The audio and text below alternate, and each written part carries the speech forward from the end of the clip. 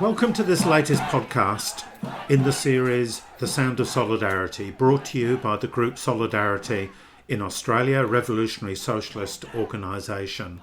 My name's David Glanz and I'm recording this programme on unceded Wurundjeri land in Melbourne. My guest today is Joe Carolan. Joe is an organiser with the Unite Union in New Zealand, and he's also a member of the socialist Aotearoa group, with which Solidarity is a sister organisation. Now, in Australia, we don't talk enough about New Zealand. We don't understand enough about the struggles. So I'm really pleased that Joe is joining me now to fill us in on some of the gaps in our knowledge. So I'll start off, Joe, if that's okay, with Jacinda Ardern, because in Australia she's seen as a bit of a hero. And compared to our Prime Minister, Scott Morrison, she stands head and shoulders above him in terms of empathy, her rejection of Islamophobia, her willingness to put forward what seems to be a progressive agenda. But I noticed just a couple of days ago there was a budget in New Zealand, and while she raised the benefits for some of the poorest in society, it's still the case that poverty levels in New Zealand, Aotearoa, are higher than they were before the neoliberal attacks were launched on the working class in the 1980s and the 1990s. So can you give us a bit of an idea about the Ardern government? Is she a progressive or is she business as usual? Well, first off, Dave, thanks for calling across the Tasman to us. As you can hear from my mellow Irish tones, I'm a migrant here in Aotearoa. And well pronounced, to get the name of the country correct. I think we're going to see probably a change in the name of the country quite soon. So, yeah, we're from Socialist Aotearoa here, your sister group here in New Zealand. There would be no doubt that there was a massive swing to the left here in New Zealand, and I don't think anybody was expecting under the MMP system that we have here, which is kind of like a proportional party list system, similar to what the Germans have, that we would have a single party able to rule without coalition. But Labour did that. They got over the 50% threshold. And so we have a complete Labour Party government here.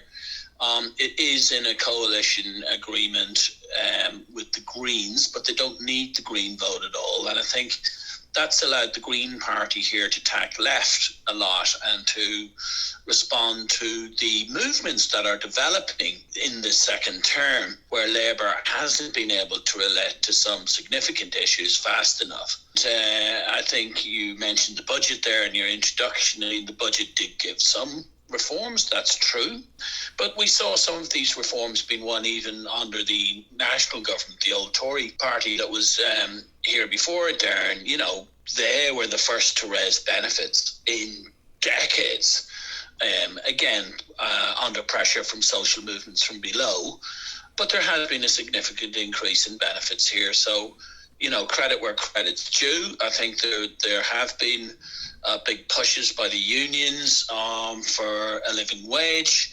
There has been pushes by groups like Auckland Action Against Poverty to raise benefits from. Indeed, one of the new Green MPs, Ricardo Mendes, who is involved in quite a lot of the movements with us on the streets, you know, previously he came from Auckland Action Against Poverty. So, you know, there are some reforms that we are able to win from Labour, but it's not without struggle and it's not without social movement, bringing people out onto streets and, years or even decades of campaigning for these reforms. So, first off, you know, there is a little bit of a difference between a Labour government and a Tory government, and socialists recognise that. But I think in terms of fundamentals and the ability for this to be a transformative government, which I think was the big hype before the election, you know, which helped him get that COVID over 50% response, with another 10% for the Greens. I mean, 60% of this country has voted left.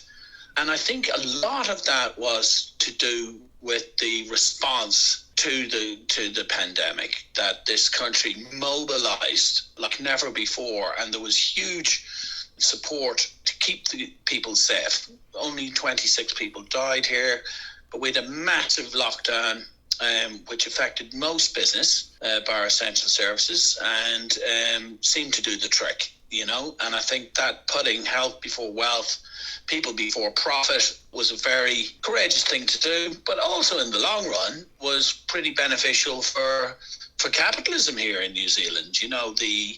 There's been some hard hits. I mean, on my site that I unionise, we've lost about half the workers there through redundancy. And so some parts of the economy were brutally hit.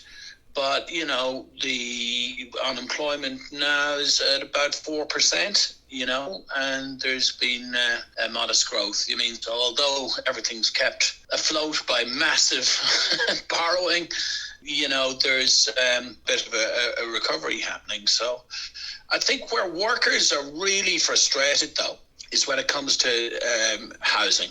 Rent increases are making a joke of even campaigns like the living wage, the kind of modest increases that we've had in wages, or not so modest, actually, when it comes to the minimum wage. Unions like our own union, Unite Union, 10, 15 years ago, we started a huge mass campaign for increases in the minimum wage. And I think we started at $9.50 and now the minimum wage is at $20. So we've over doubled the minimum wage in a decade, which is not a bad achievement. But I think this raise in wages has been outstripped by massive increases in rent and housing unaffordability for even the higher paid working class.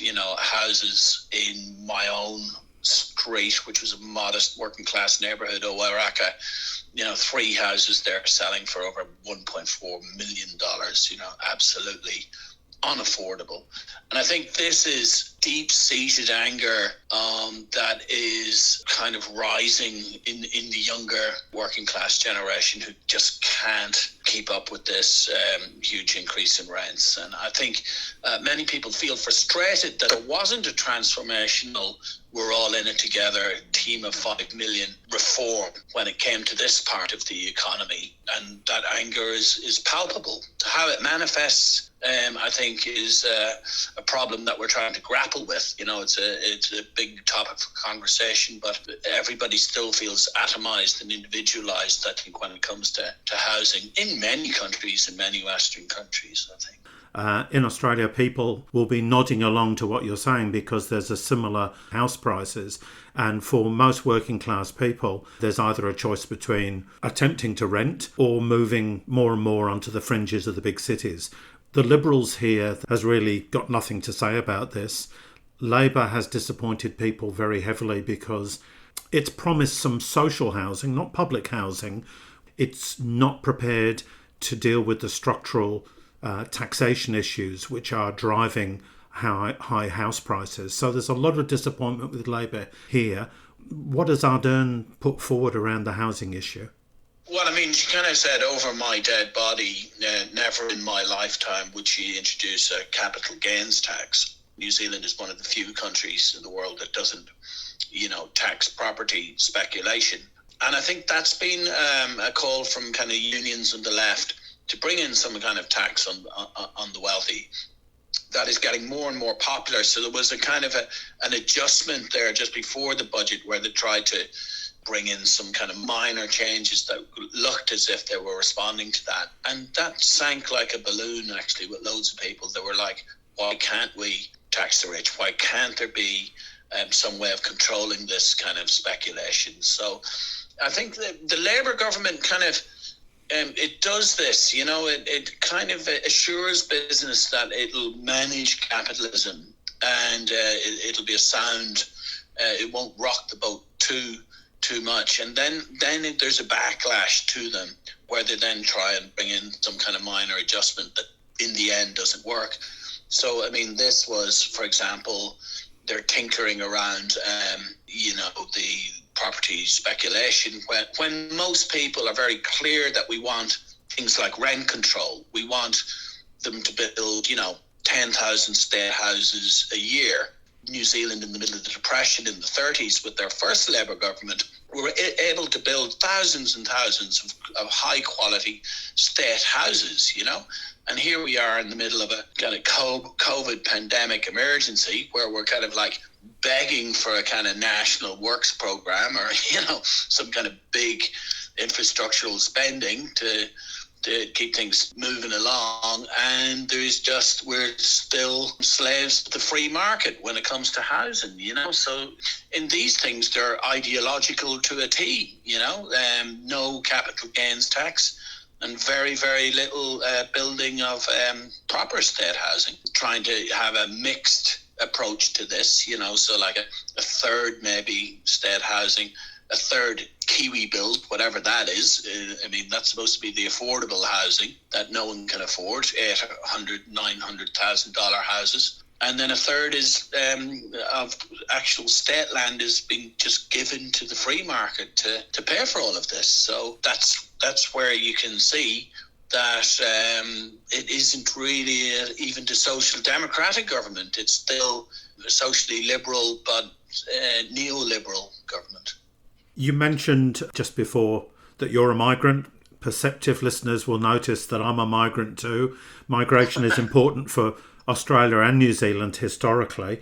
But Ardern has just announced quite a significant shift in policy, if I understand it correctly, that there will be cuts to what the government there calls low-skill migration, and there will be a significant rise in places specifically for the wealthy. So Ardern seems to be saying, if you're rich, you can buy yourself a place in New Zealand and we're not too fussed about the rest. Have I got that right? Yeah, there's massive anger over the immigration system here in New Zealand, which was broken before the pandemic and now is exposed in all its brutality.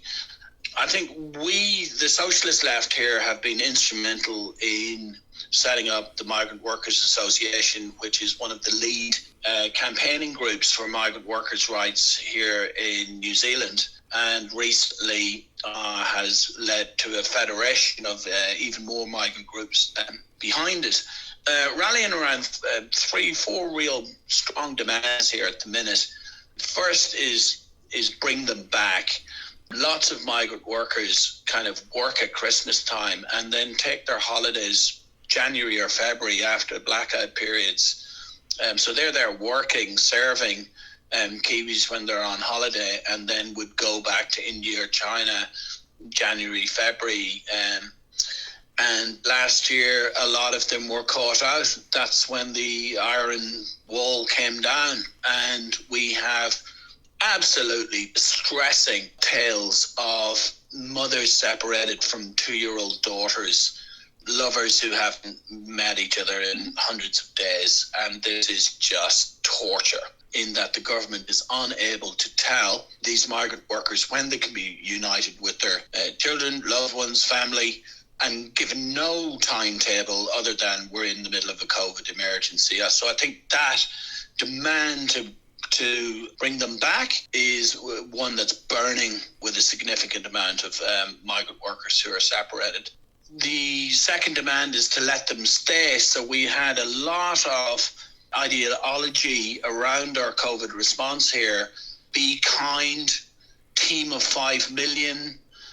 These were the phrases that the Labour Party used to build social solidarity in support of the kind of lockdown response. And of course, at that time, they were praising migrant workers who are part of the essential worker category. I mean, a lot of people say that, you were calling us essential workers when you wanted us to risk our lives, delivering pizza to your door as you worked from home or worked in the supermarkets or the petrol stations, or the hospitals as essential workers. And now you called us low-skilled workers a year later, and you want to deport us, or you want to get rid of us, and you want the rich to come, and you want Hollywood movies to not pay tax and to be welcomed in with open arms, as we can't see our children or that. So migrant workers have been treated disgustingly by this government,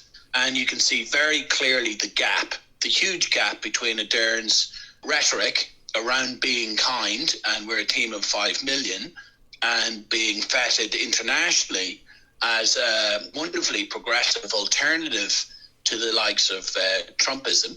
And in reality, here in New Zealand, she is seen as cruel and aloof by thousands of migrant workers who are now being put through the ringer.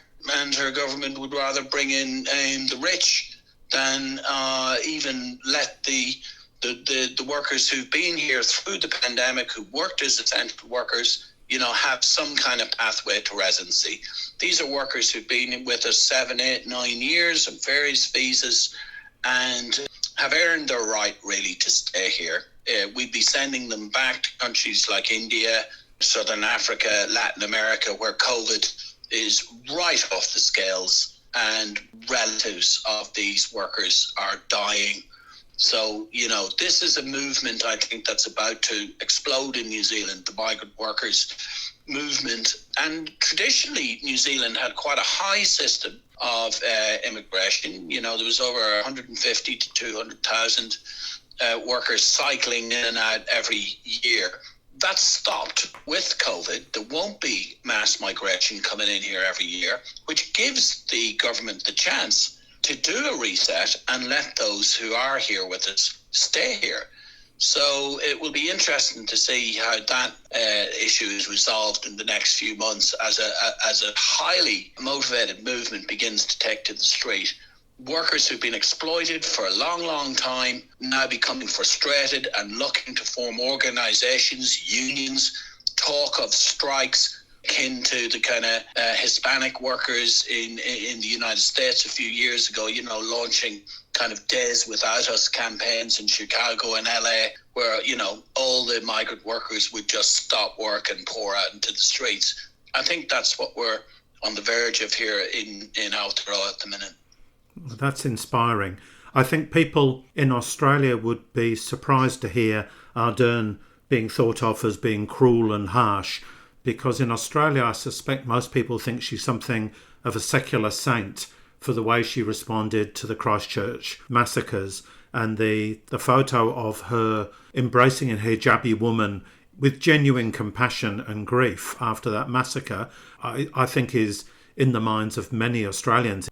It's also the case that New Zealand offered 8 years ago to take 150 refugees a year from Australia, to take some of those who arrived by boat in Australian waters and were then subsequently detained offshore. That offer has never been taken up.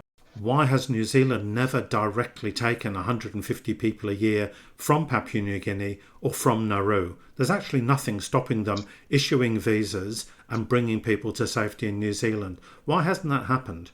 Well, that's a very good question. And again, that will help your audience understand that behind the sainthood of Ardern, there lies an even more racist approach than the Australian government.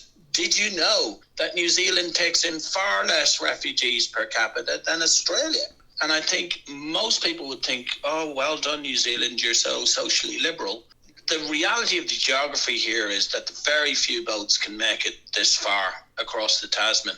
And New Zealand has a tiny quota for refugees. There was a campaign that we helped to bring out onto the streets that Ardern actually attended and spoke at before she became leader of the Labour Party, to double the quota to 1,500. In a nation of 5 million, only 1,500 refugees a year. I think we took a small amount again from Syria on top of that, but absolutely tiny amount of refugees taken every year. And I suppose that's been kind of the argument as well around COVID, particularly as the borders have sealed so firmly here. It's like, well, what actually are our international responsibilities? I mean, there's quite a lot of talk here around climate change, and having the best kind of response to climate change possible. And yet, part of any human response to climate change has to be countries, wealthy countries and countries with a lot of space, being able to take in eco-refugees. I mean, we would look at New Zealand's colonial history in the Pacific, in Tonga, in Samoa, and that New Zealand has a responsibility to offer refuge to tens of thousands of people from the Pacific.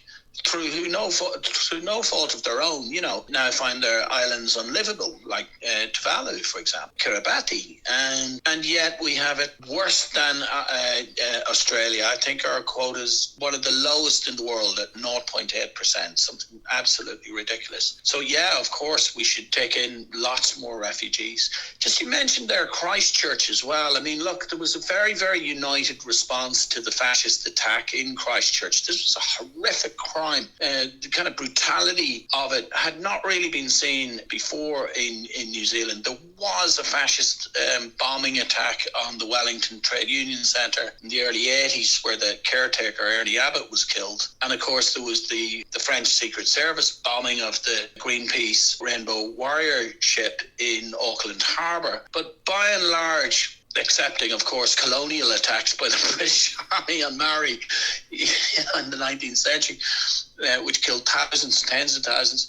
But, bar that, there had not been an experience of armed terrorist violence. And, the state was looking the other way. The state was actually spying on the left and on Muslim leaders rather than keeping an eye on the growing alt-right movement.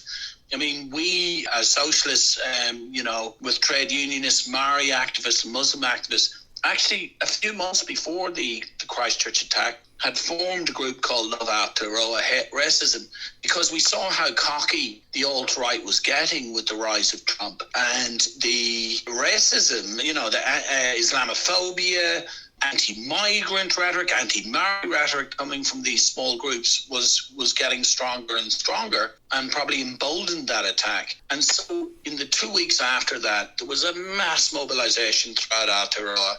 We were all surrounding our local mosques and you had everybody there from armed police to armed gang members, Maori, Buddhists, Muslims, Christians, trade unions, the LGBT community, all surrounding mosques with community pickets and people, bringing food and flowers. And I think it was really a moment where something shifted in society here. And a rejection, if you like, of that kind of hard right racism. So that wasn't just optics. I think that was a response to that huge mood in New Zealand that we don't want that kind of shit here. And we've been hunting down the far right in this country ever since, whenever they try to form kind of new things, whether it be through kind of conspiracy theory stuff around COVID, again and again, picking them out, doxing them, finding out who they are, driving them out of their workplace, really kind of hunting them down is the style of it. But one of the racist parties, actually, that we did have here in New Zealand first, which was in coalition with the last Labour government here, and, would be kind of an economically nationalist party, so would kind of get some votes from the working class, but it was decimated in the election. It was completely wiped out. So it was interesting to see that with a kind of bit of leadership from the left, that, that kind of politics can be really driven back into the sewer from where it came from. Just two more questions from me. There's so much to talk about, and we'll have to have this discussion again another time. Obviously, one major question has to be the situation for Indigenous people in Aotearoa, the Maori people. We know that the Ardern government has once again sort of done some progressive things. I understand that there is now a new public holiday for Maori New Year. There are 5 Maori ministers and 15 Maori MPs in the government. That's all good. But there's also poverty, unemployment, discrimination that reflects in the levels of incarceration and so on. What are Maori people themselves doing to fight back around that? And what has Ardern's response been? So it is interesting that you do mention that we're quite a lot of Maori MPs elected, and there's quite a large now Maori caucus in the Labour Party, which had a massive growth from about 25% for about a decade to now 50%. So quite a lot of new MPs there.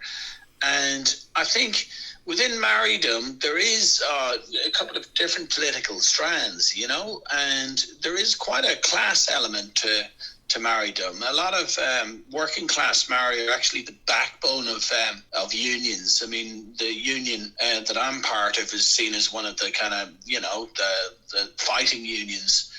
Was founded by Matt McCartan, who's a pretty serious Maori political activist who's kind of helped form a number of left-wing parties like the Alliance, and also Maori nationalist parties like the Maori Party and the Mana Movement, which was a more socialist kind of Maori party. And look, there's a kind of a pendulum that swings between nationalism and labourism, if you like, left nationalism, or a return to kind of the economic benefits reforms that people think that they could get through a Labour government. And there's been some achievement, people like Willie Jackson, who used to be a elite worker and a member of the Alliance Party and a trade unionist and of the left, is now like a Minister for Employment. But part of the delivery is, trying to get Maori back to work, more funding for Maori development in the regions. And it's in the last 10 years, there's been a huge cultural renaissance with Te Reo, the language, thousands of people wanting to learn the language of this nation, and huge interest in Maori culture as well. And you mentioned there that one of the new holidays, Matariki, which is Maori New Year, is about to be celebrated. This is great, actually. These reforms are great in a colonial settler society. It would be great if Australia didn't just have a sorry day, but it had a holiday that actually celebrated Aboriginal sovereignty. And although we could say these things are a token, they do represent an achievement, I think, of the Maori people being organised in their respective organisations and political movements. Having said all that, I mean, this country is probably worse than America treats Afro-Americans when it comes to incarceration, poverty, and really bad housing and health conditions. Maori die 10 years younger than Pakeha. Maori make up 50% of the prison population, despite being only about 15% of the population and rising here. And in statistics from everything, from school dropout rates to drug use, are overrepresented everywhere.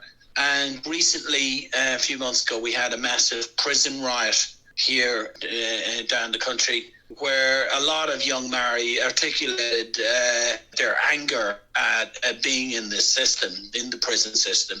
One of the gangs, the Mongrel Mob, it's a pretty notorious and dangerous gang, yet the sections of that have been moving leftward, rejecting criminality. And say during the Christchurch, after the fascist attack, that gang provided security for Muslim people around their mosques and were welcomed.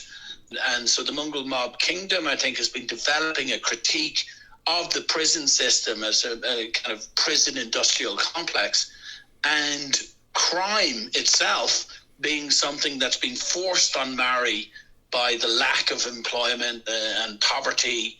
And so, we've been in political sessions and talks with some of the leadership of that group, which is kind of now part of the anti-racist movement, and it's been calling out systemic police violence and racism in the Waikato, just south of Auckland, which is a heavily colonised area, which was conquered by the British, so it didn't sign any Treaty of Waitangi. They were conquered in a land war. And so I think there's some very interesting things happening on, I wouldn't say the fringes of Maori society, but certainly on the radical side of Maori society. Prison riots, gang members starting to take up to politics again, a resurgent Maori party, which has been involved in arguments nearly weekly about systemic racism inside the parliament, for example, refusing to wear ties and wanting to wear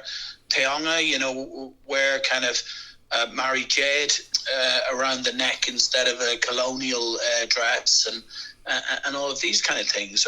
And so the left here, I think we welcome that, and we're part of the movements led by Maori, of course, for these freedoms. The last thing I want to touch on, and look, all of these topics could be episodes in their own right. I realise we're just scratching the surface, but I can't go without asking you about the state of the working class movement. You're an organiser with the Unite Union. I think it's fair to say when the neoliberal offensive hit in the 80s and 90s, the Australian union movement was very badly set back, but the New Zealand union movement came close to being destroyed. Clearly, you're rebuilding from a very, very bad place. Can you give us some idea about the struggles and the organisation that's beginning to make a difference? Well, we've been one of the youngest unions in New Zealand, Unite, but we started out with a political mission. Quite a lot of people who formed the union were socialists of various shades who kind of had come to the end of parliamentary politics. There'd been quite a successful kind of parliamentary left party to the left of Labour called the Alliance, which in the end lost power over the kind of Afghanistan war, didn't want to be part of any kind of coalition government where killing of children in Afghanistan would be part of the price of reform. So for a long time, there was a vacuum to the left of Labour here that activists decided it would be better to put our energies into building a working class organisation like Unite that could then bring back class politics in a kind of real and tangible way to lots of low-paid workers. And we were successful in organising fast foods from below. One of the first countries in the world, in Australia, I think you've got like the SDA, which kind of just unionises from above, And, but here there was a rebellion of low-paid workers, fast food workers, and we built that union from scratch and unionised places like McDonald's, where there were, this word Mac job entered the dictionary of neoliberalism, didn't it? And we proved that we could unionise places like McDonald's. We beat zero-hour contracts. We defeated youth rates. We showed people that if they organised themselves, that we could beat multinational corporations. And so that was a kind of an energy that we wanted to bring back to the union movement. And then in recent years, we've been joined in the fight by other unions. First union is the Retail Workers Union, quite a lot of socialists in the leadership there. And it's been involved in fights in kind of Countdown and New World and the kind of big retail places and logistics and places as well. Bus workers got out and strike, then teachers, and then the big nurses strike as well. So I think quite a lot of unions now are kind of making a break from Labourism. There was a move there by the Ardern government a few weeks ago, and I talked about how tax right and then kind of gets slapped and has to beat some kind of apologia to the left. And so they announced that there was going to be a pay freeze for the public sector, and kind of packaged it that, people who earn over $100,000, blah, blah, blah. And what they hadn't figured in was that a lot of this pay freeze was going to impact on nurses and teachers and people who'd been on frontline pandemic, etc. And there was just a huge backlash against this, that the divide and rule, if you like, to you poor private sector workers who are suffering the effects of the pandemic, won't deal to these greedy teachers. Get your hands off them, men. Greedy nurses, pay the nurses. And the nurses are getting ready for another strike here, and I think they'll be massively supported by all sides of the working class. So I think the union movement has been recovering, but it does pose this question that we do need a political alternative to the Labour Party leadership of quite a lot of the unions here. And at the minute, parties like the Greens are, listening to the left of the union movement. And to be fair to them, have been articulating things or demands like rent control, like migrants are welcome here, like we need living wages and the rest of it. I would prefer to see a working class alternative to that, but I think that's kind of incumbent on the rest of the socialist left to really lick all the old wounds off the collapse of the Alliance Party, which is now over 20 years ago. And if we do need a working class alternative, to start trying to form that. Well, I wish you and all your comrades and everybody in the movement in Aotearoa the great solidarity and best wishes. It's been a fascinating conversation, Joe. I've learnt a huge amount from the last 40 odd minutes or so. I'd like to thank you for your time. And as I say, let's talk again another time. Well, look, we look forward to visiting you again in Melbourne when you get through these lockdowns. I mean, we've a lot of sympathy for people who are faced with resurgence in COVID. Actually, here in Auckland, we've had 4 lockdowns, unlike the rest of the country. And in each one of the lockdowns, we've had a hard hit to the working class. I mean, in my own site, we've lost over 500 workers through redundancies and stuff, and it is painful, and there's a lot of suffering and a lot of depression around this brutal face of capitalism. And our solidarity to workers in Melbourne and Australia facing these lockdowns again. All right, thank you, comrade. Cheers, David.